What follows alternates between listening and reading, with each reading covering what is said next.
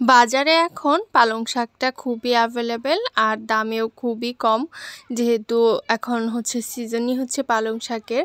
তো এই শাকটা আমার পছন্দের একটা শাক।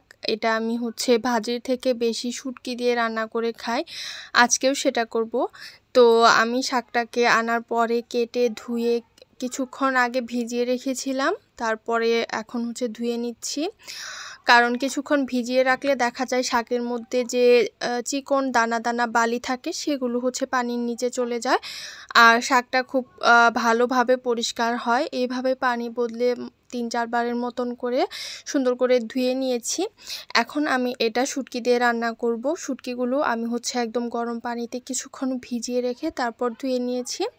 আমি যেভাবে রান্না করি আজকে তার থেকে একটু ভিন্নভাবে রান্না করব। আমি হচ্ছে কড়াইয়ে তেল দিয়ে প্রথমে রসুন কুচি দিয়ে নিলাম। রসুন কুচিটা যখন হালকা একটু বাদামি রং ধরে আসবে তখন এর মধ্যে দিয়ে দিলাম পেঁয়াজ কুচি। তো রসুন কুচিটা আগে দিয়ে নিলে হচ্ছে একটা সুন্দর ফ্লেভার আসে। এখন সব কিছু খুব ভালোভাবে নেড়ে চেড়ে ব্রাউন কালার করে ভেজে নিব। আর একটু পরে এখানে দিয়ে নিব হচ্ছে শুটকি।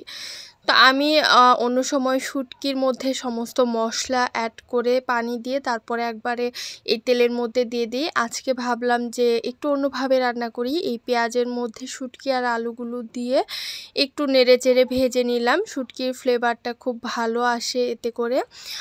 ওইভাবে রান্না করলেও আসে। তো সবসময় তো আর একভাবে রান্না করতে ইচ্ছা করে না, একটু ভিন্নভাবে রান্না করলে মনে হয় যে ভালো লাগে। তো এখন লবণ আর পরিমাণ মতো হলুদের গুঁড়া, মরিচের গুঁড়া, জিরার গুঁড়া, ধনিয়া গুঁড়া সব কিছু দিয়ে এটাকে নেড়ে নিব। একটু জাস্ট হচ্ছে মশলাগুলো শুটকি আর আলুর গায়ে যাতে লেগে যায় এরকম করে নেড়ে নিব। তো নেড়ে নিয়ে তারপরে হচ্ছে এর মধ্যে আমি কষানোর জন্য পানি দিয়ে নিব। তো যে নাড়তে গিয়ে আমার কড়াইটা প্রায় পড়ে গিয়েছিল নিচ দিয়ে, যেহেতু একটু লেগে এসেছে। এখন এর মধ্যে পানি দিয়ে নিচ্ছি।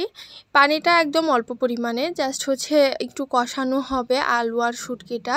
যেহেতু শাকের থেকে অনেক পানি উঠবে, পরে আর পানি দিব না, তো সেই জন্য এখনই একটু পানি দিয়ে আলু আর শুটকিটাকে খুব ভালোভাবে কষিয়ে নিচ্ছি। কয়েকটা কাঁচামরিচের ফালি দিয়ে এটাকে তেল উপরে ওঠা পর্যন্ত খুব সুন্দর করে নেড়ে চেড়ে কষিয়ে নিব। তারপর দিয়ে দিব পালং শাকগুলো। পালং শাকগুলো আমার কড়াইতে হচ্ছে আটতে একটু সমস্যা হচ্ছিল, পড়ে যাচ্ছিল কিছু। তো এটা প্রবলেম না, আমার কড়াইটা আজকে একটু ছোট হয়েছে। আমি ইচ্ছে করে ছোটটা নিয়েছি কারণ শাকগুলো একটু পরে একদম অল্প হয়ে যাবে। তো এখন কোনো মতে শাকগুলোকে ঠেসে ঠেসে কড়াইয়ের মধ্যে দিয়ে ঢাকনাটা দিয়ে নিলাম। এই তো এখন দেখেন শাক থেকে একদম কত পরিমাণে পানি উঠেছে। তো এই পানিটা দিয়েই কিন্তু রান্নাটা হয়ে যাবে, আর এক্সট্রা কোনো পানি লাগবে না।